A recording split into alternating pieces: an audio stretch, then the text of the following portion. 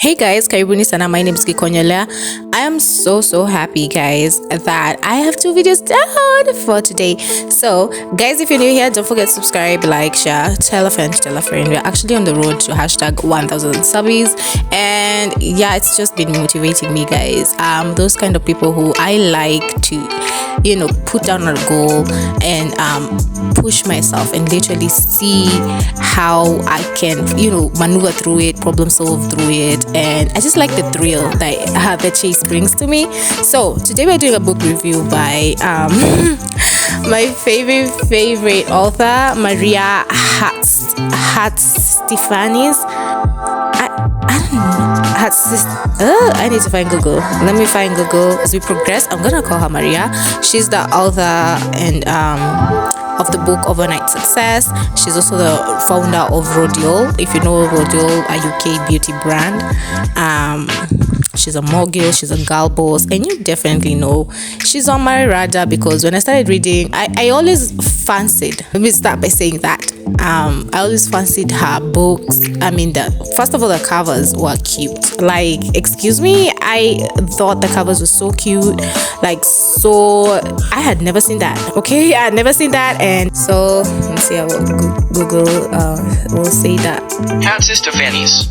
All right, so I actually, like I was saying, I fancied so much. Like, if you've seen her books, you know what I mean. That graphic she has over there, it's cute. Like, in all her cover books, like, they're so cute.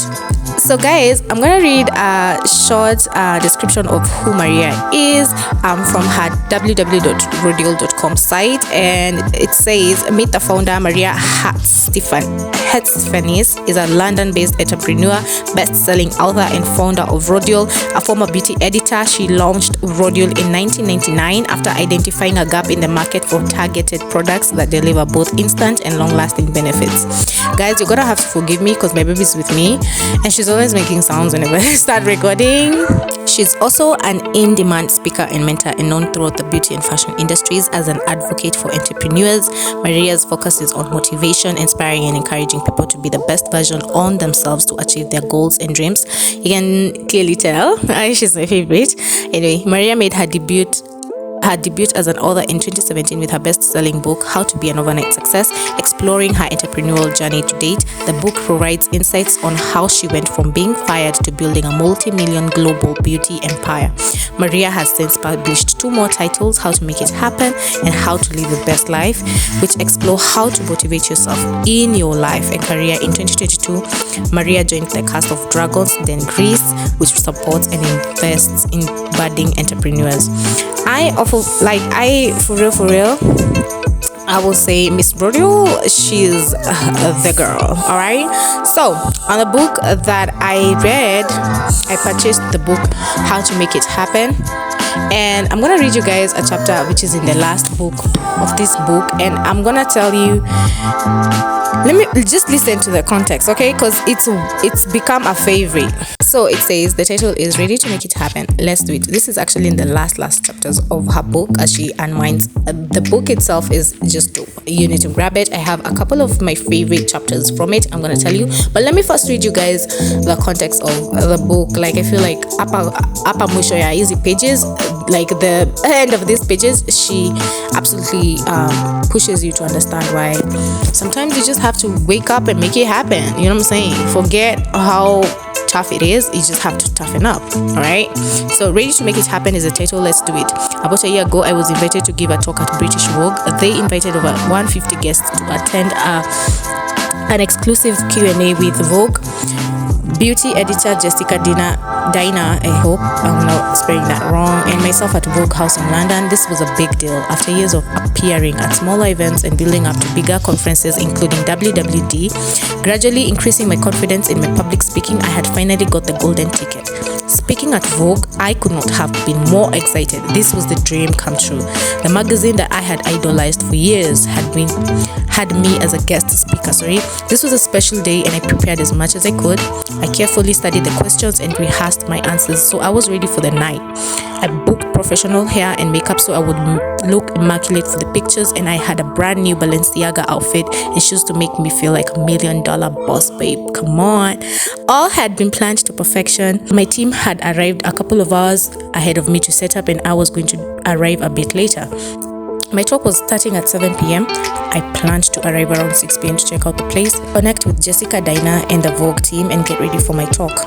At 5:30 p.m., hair and makeup on point, I get into the beautiful Mercedes that had been hired me for that evening, ready to be driven to Vogue. Travel time between my home and Vogue was usually between 15 and 30 minutes, depending on traffic, so I am bang on schedule, maybe even a little ahead.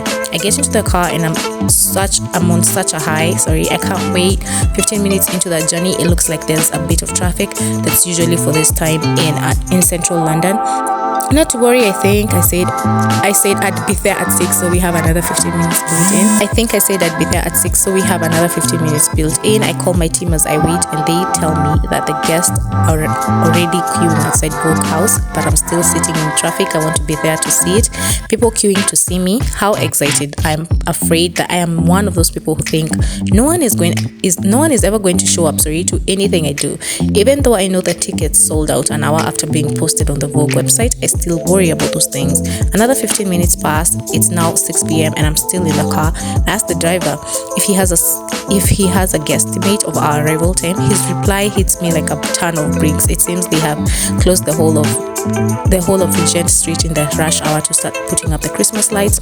If you know London, you know that Regent Street is always busy, so closing it has caused a gridlock for 20 blocks in every direction in Vogue House, and Hanover Square is slap bang in the middle of it all. The driver points out that we are only 2 blocks away, so did I want to go out and walk? In my 5-inch Balenciagas? You must be joking. Plus, I want to arrive in style. It's only just gone 6. If I arrived at 6:30, that's still okay. I'll stay in the car, we'll follow the diversion, and it will be fine. Another 15 minutes later, we are still crawling through the maze of side streets behind Regent Street, and I'm starting to really worry now. Is that Beckley Square? What are we doing here? This diversion is taking us to the other side. My team is calling, Vogue is worried, people are waiting. Where was I? Looking at my watch, it's now 6:40. When do you need to be at your event? The driver asks. Well, half an hour ago, ideally, I say, but I'll settle for 7 p.m. He does not crack a smile. Oh dear, his honest assessment is that we may be in the car for another 2 hours. I'm stunned into silence as he turns to me and with a sigh says, so if you want to make it, I would walk if I were you. I'm now officially panicking. There is obviously no other way. I get out of the car, it's dark and I have no idea where I am. Just to put it in perspective, I have no sense of direction, never have. I get lost coming back from the bathroom. Most days, I can't read a map to save my life, and I don't actually know London that well. Even though I have lived here forever, I have been dropped somewhere off Oxford Street, which is a main road, but I think I am at the opposite end to Vogue House, to be fair. Even if it is the right end, you might as well have dropped me off downtown Dubai. I would still have no idea how to get to Vogue. I call my assistant and she begins trying to guide me through the maze, like a manic game of blind man's bluff. Where are you? Where are you? What can you see? There's a Starbucks on my left and a McDonald's on my right. Again, I might as well be in Dubai, as there are about 8 branches of Starbucks on Oxford Street. This is not working. I'm wandering around like a lost kid. Finally, I decide to get over my map phobia and follow my phone navigation. I start walking, phone outstretched, Balenciaga outfit swishing, heels clicking, making my way through the bemused tourists and work-weary Londoners when I suddenly reach a part of Oxford Street that I recognize. Yes, I know where I am. I suddenly get a sense of calm. What's the time? 6:50. I can do this. I message my assistant, you'd better have a stiff drink waiting for me when I arrive, as this has been a hell ride.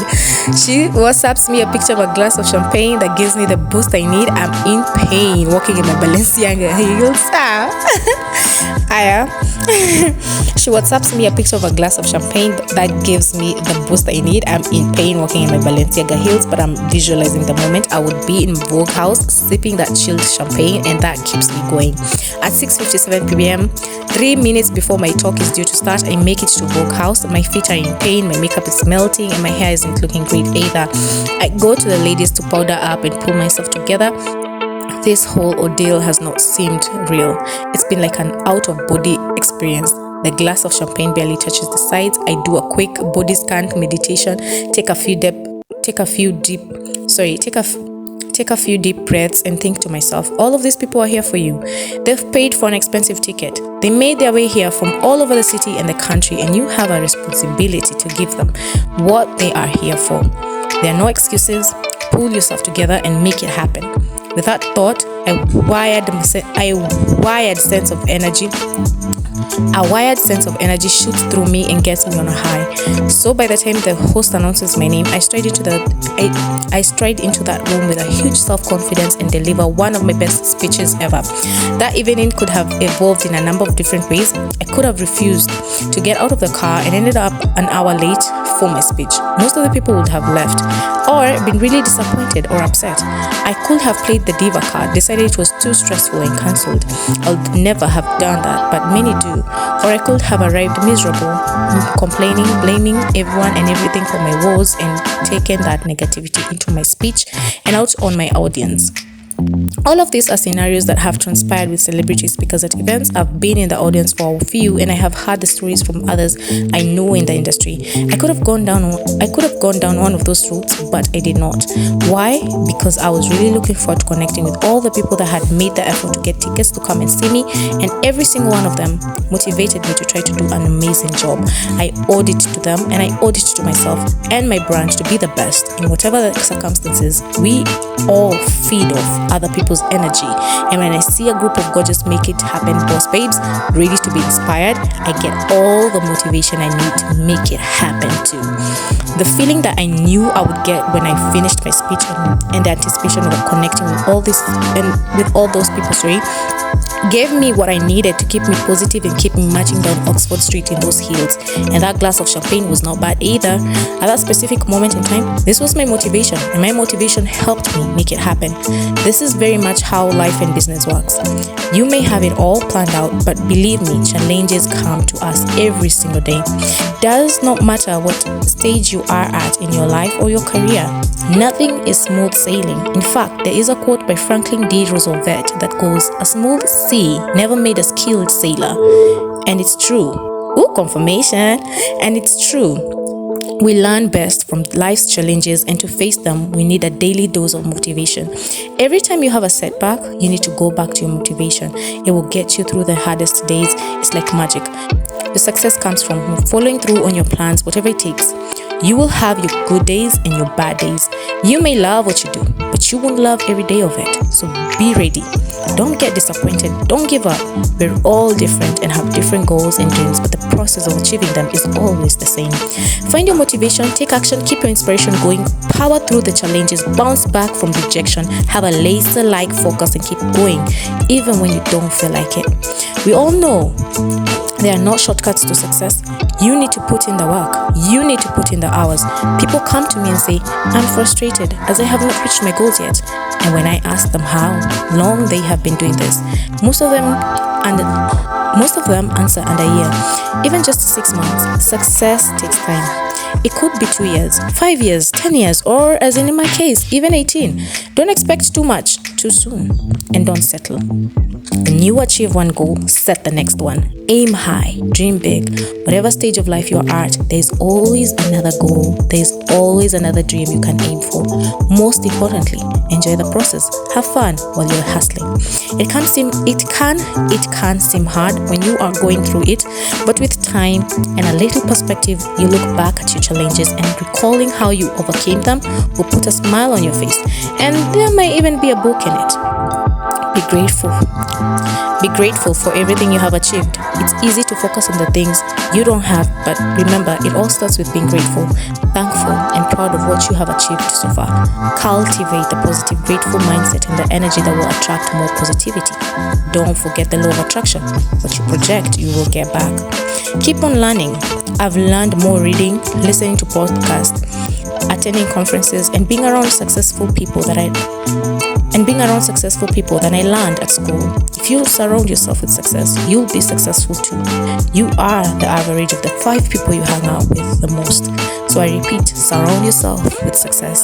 Choose your circles carefully.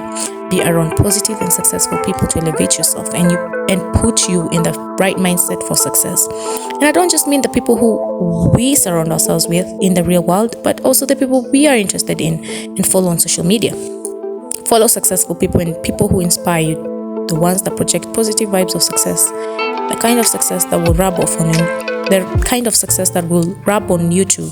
For start, you can give me a follow at Miss Rodil on Instagram. Another shameless plug. Yeah, I know, right? Wow. Sorry, but seriously, just try to eliminate any negativity, people or situations that stop your positive energy. Find the people and inspirations that will bring more positivity and success in your life and digital life. Above all, believe in yourself. Have a clear vision of where you want to be and don't stop until you get there. Just keep going. You'll make it happen. Love, X Maria. Tell me that book doesn't inspire you. Like, tell me that book. Like, if you're looking for really a jump quick read, it's actually a short book. It's like 100 and what pages? 135. 34. So it's a quick read, but all I want to remind you is, like the book says, make it happen, darling. I am making it happen in wherever I am. It's not easy. It's never been easy for anyone else. Pray. That's the other thing. I feel like as you're making it happen, don't forget God, man. You have to pray. You really have to start by praying, man. Connect yourself to what God's purpose is for you